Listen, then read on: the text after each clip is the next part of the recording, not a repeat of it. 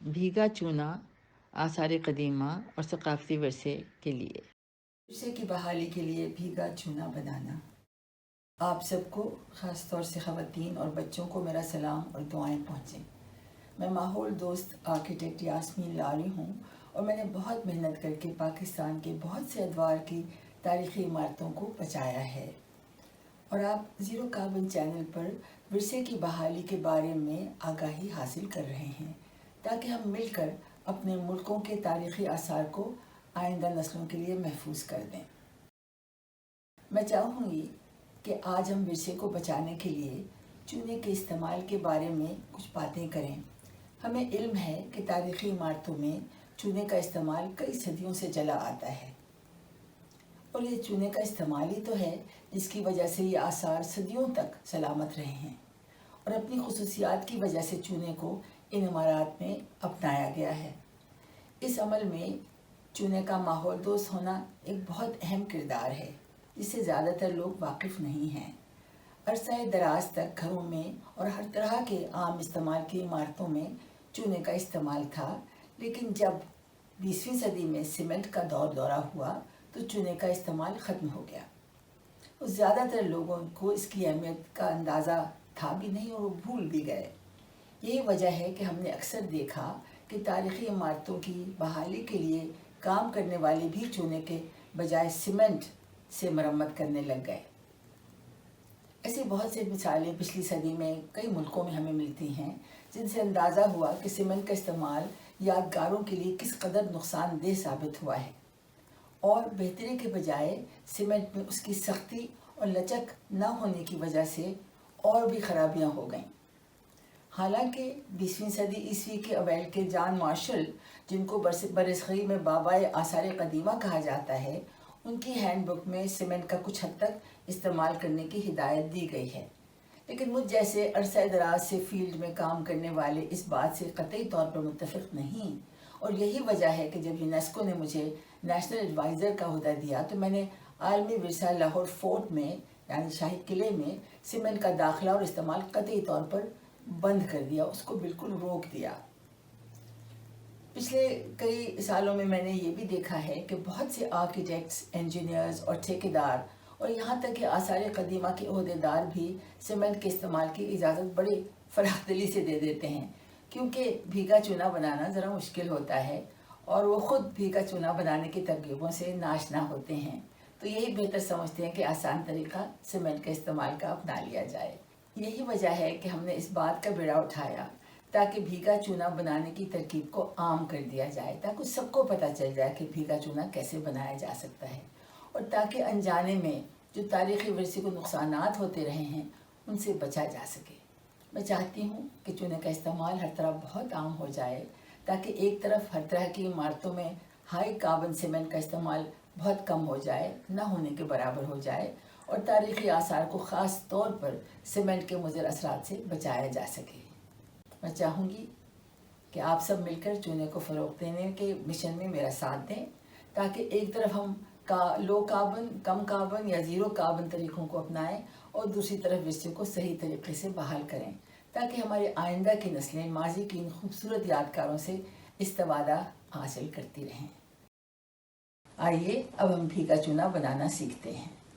ضروری اوزار اور سامان: لوہے کا ڈرم، پلاسٹک کا ڈرم، 2 mm کی چھنی، 5 فٹ لمبا بانس یا ڈنڈا، کرنڈی اور بیلچا۔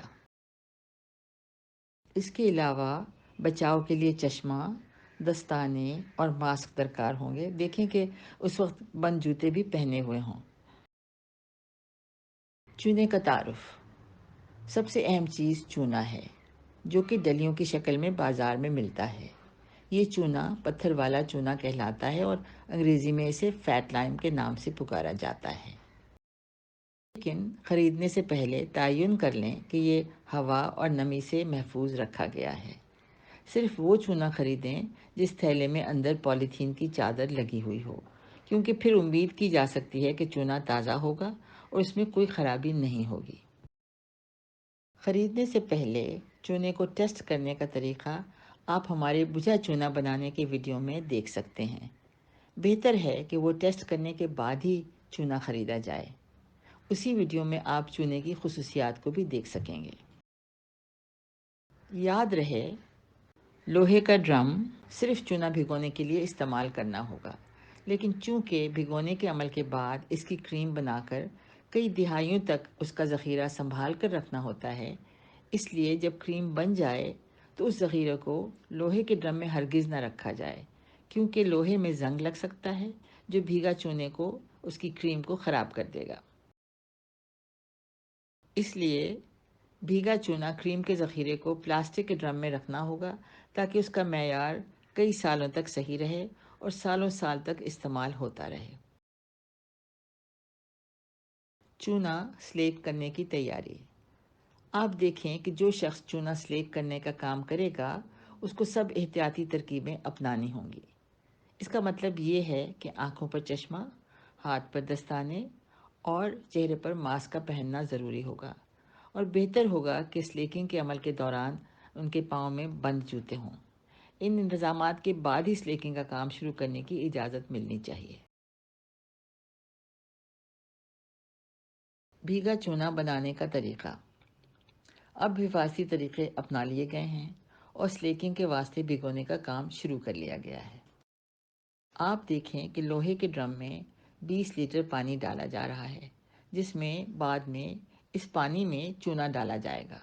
یہ ضروری ہے کہ ہمیشہ پانی پہلے ڈالیں اور پھر اس میں چونا ڈالنا چاہیے، کیونکہ چونے کے اوپر پانی ڈالنا خطرناک ثابت ہو سکتا ہے۔ پانی میں چونا ڈالنے کا عمل بڑے ڈرم میں کرنا چاہیے تاکہ اس میں گرم ہوا زیادہ بھی نکلے تو آس پاس لوگ محفوظ رہیں۔ جب 20 لیٹر پانی ڈال لیا تو اب وقت آ گیا کہ اس میں چونا ڈالا جائے۔ دیکھیں کہ پورے تھیلے کی ڈلیاں پانی میں الٹی جا رہی ہیں۔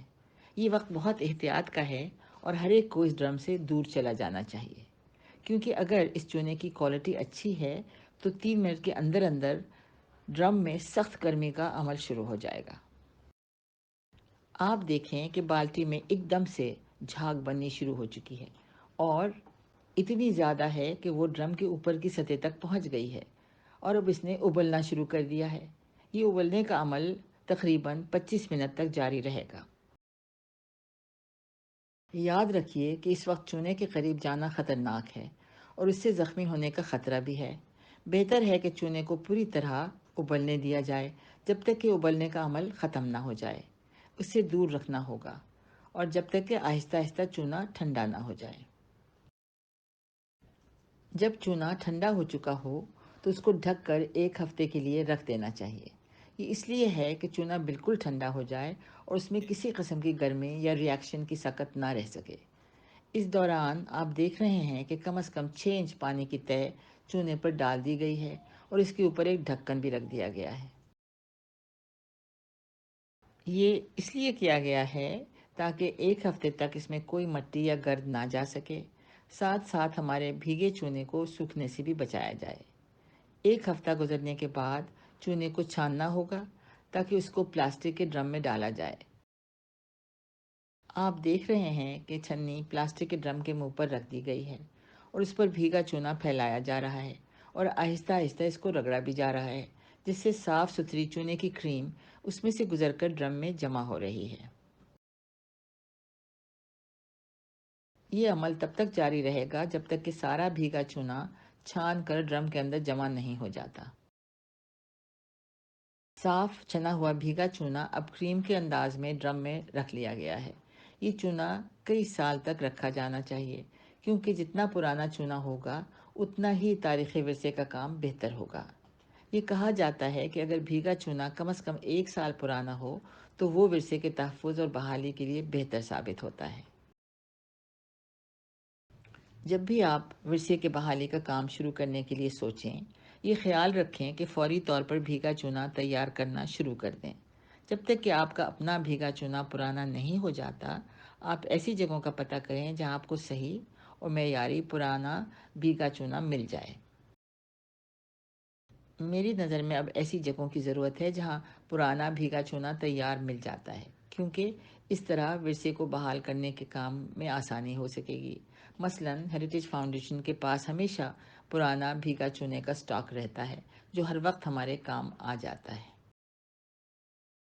مجھے امید ہے کہ اس ویڈیو کے ذریعے بہت سے لوگوں کو بھیگا چونا بنانے کے طریقے سے آگاہی ہوگی، جس سے اس کا استعمال عام ہو جائے گا، اور وہ لوگ جو کہ ورثے کو بچانے کا کام کرتے ہیں ان کے لیے یہ عمل آسان ہو جائے گا۔